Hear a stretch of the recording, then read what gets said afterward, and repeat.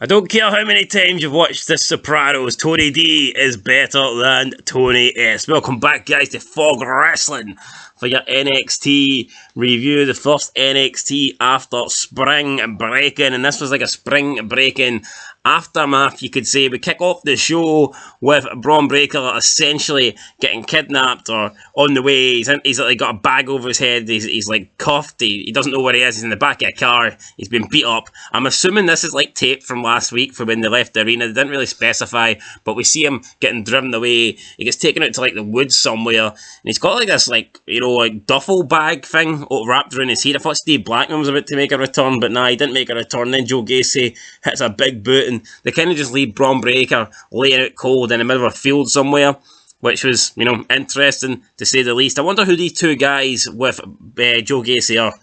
Are we ever going to get revealed, or is it just two droids? I don't know. Druids. We don't know. Or will it be maybe the next tag team? Could it be a future tag team? I guess we'll have to wait and see. That's what you've got to tune in and look forward to, isn't it?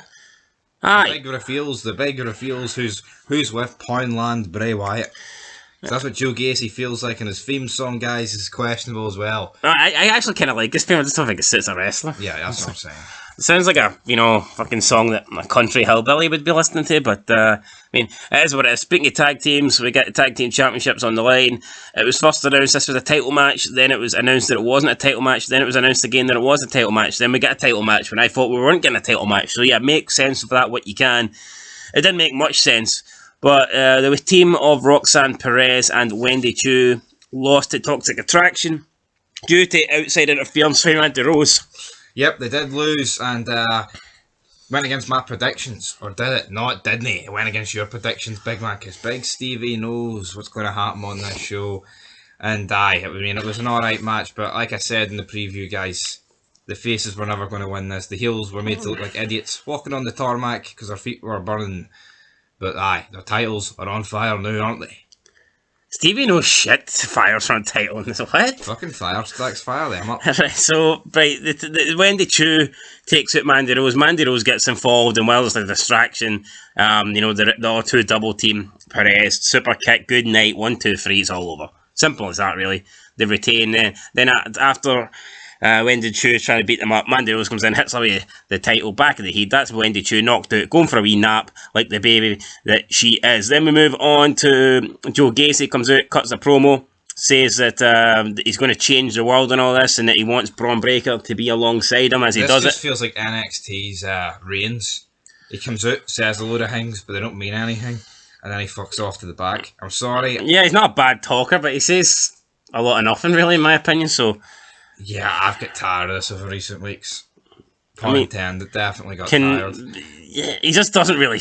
Like, what can you take from it?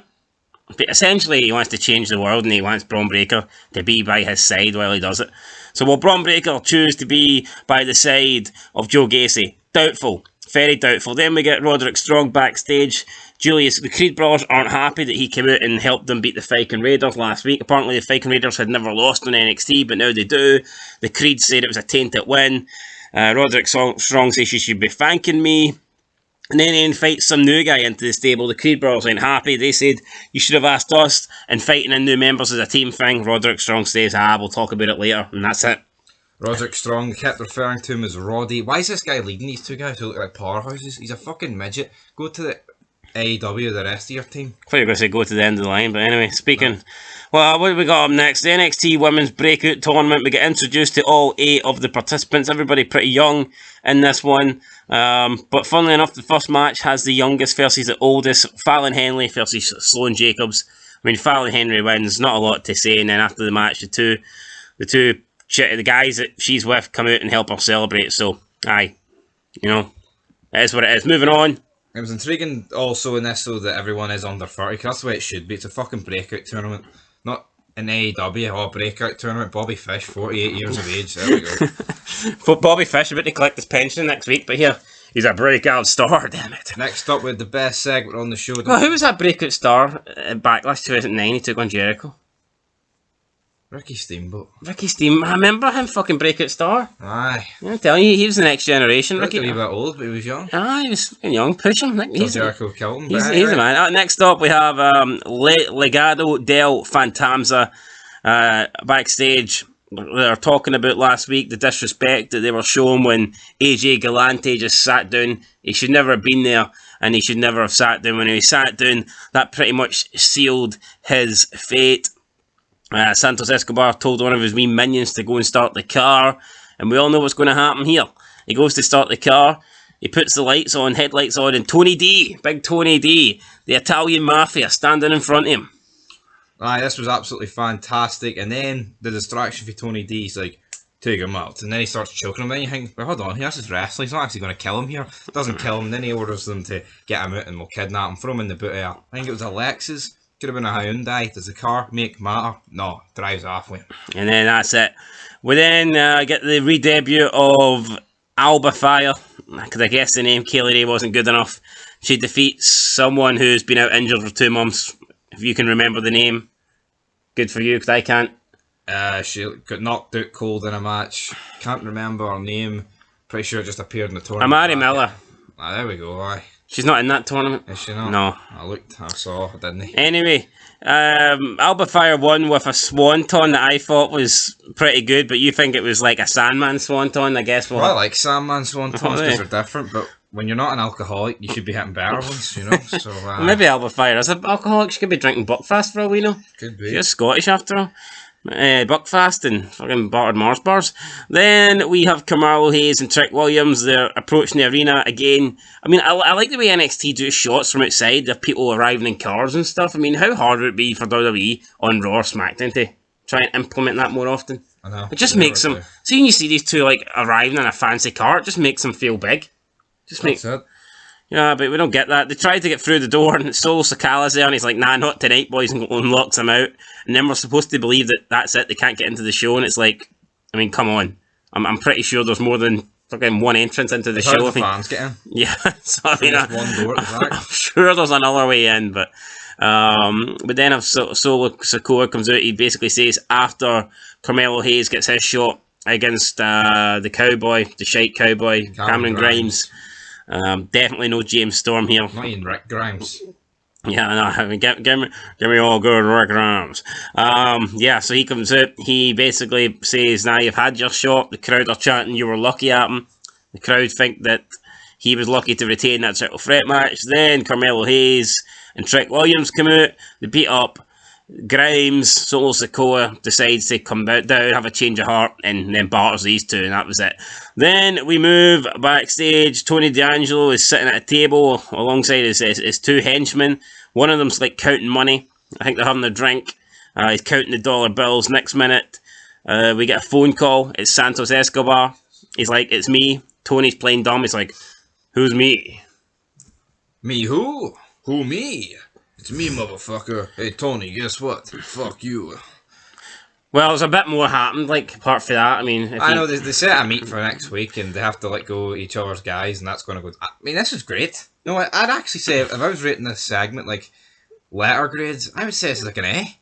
Yeah, I like that. It was funny, but it was entertaining. And I like the way that the two factions look really different. They look, I mean, like, Santos Escobar's faction looks more like a Mexican cartel, and the others look like the Italian Mafia, man. It's not just, oh, everybody looks the same here. They all look different. And you have something this great, but you know in the main event, Natalya's in it. It's fucking desperate, guys. Santos Escobar's trying to make the threats. Tony D's like, you know who I am? I make the threats around here. I'm the Don of NXT, brother.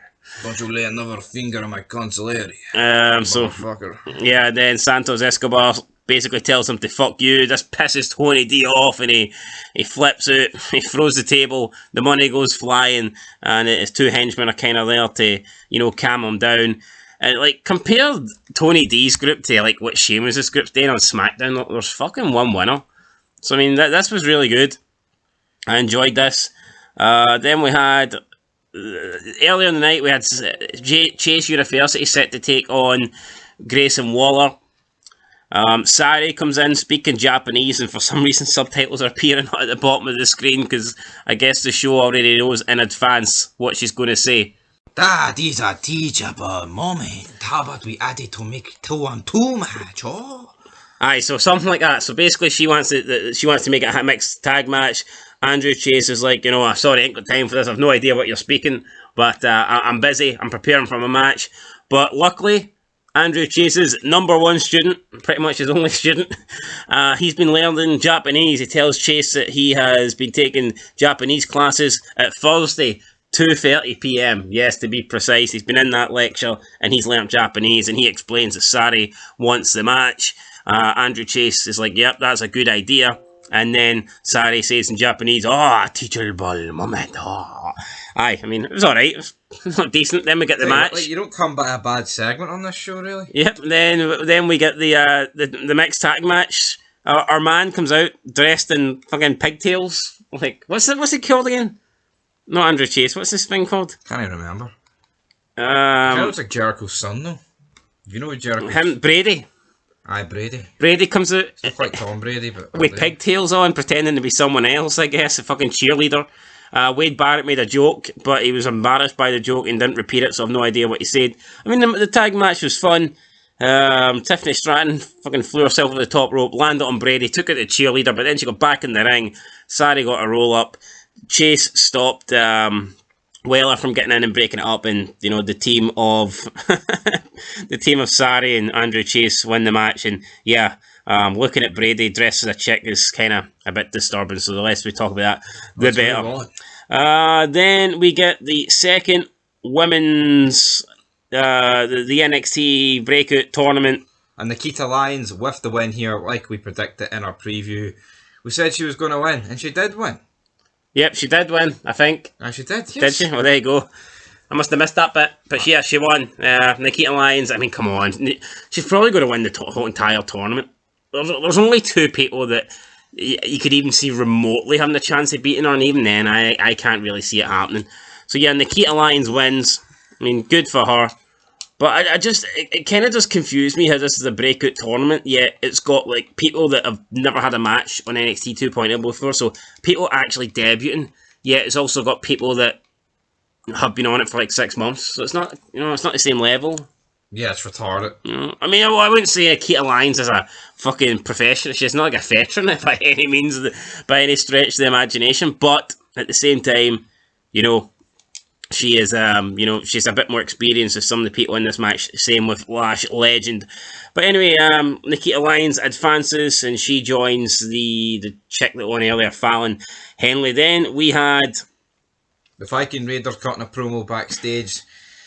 And these guys just aren't good. Never liked them in NXT. Particularly didn't like them on Raw. Now that they're back in NXT, didn't like them. But guess what, guys? We get a promo package for our main event. Natalya taking on Jade, Cora, whatever her fucking name is. Cora Jade, that's it, Jade Cora.